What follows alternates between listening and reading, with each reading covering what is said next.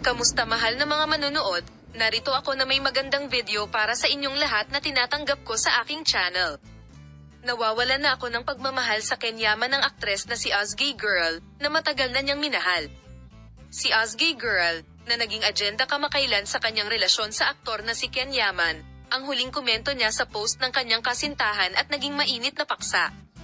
Si Ozgie Girl, na naglaro sa parehong serye kasama si Kenyaman, ay nagsimula ng bagong pag-ibig sa sikat na aktor. Si Ozgie Girl, isa sa sikat na mag-asawa na nakitang magkasama sa unang pagkakataon noong ika-22 ng Abril, ay nakakuha ng pansin sa pamamagitan ng pagdaragdag ng bagong komento sa mga post ng kanyang kasintahan.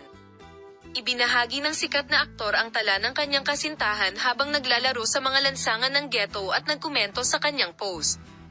"Hindi ako nabubuhay ng ganyan." Sa kabilang banda, sinagot ni Ozgie Girl ang tanong tungkol sa mga paratang na ang kanyang relasyon kay Kenyaman ay para sa mga layunin ng advertising sa mga nakaraang linggo. Sikat na artista, hindi ba bago pa kay Kristo ang mga ganyan?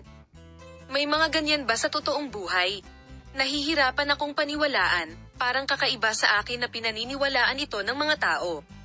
Ito ay sa totoong buhay hindi ako nabubuhay ng ganito sa dagat. Ang mga ito ay parang hindi dapat pag-usapan. Sinabi ni Ozgie Girl, walang lugar para dito.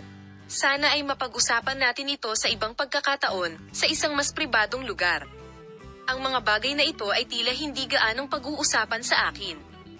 Lahat kayo ay nasa sabik tungkol sa ibang bagay ngayon, at ayokong masira ito ng anupaman.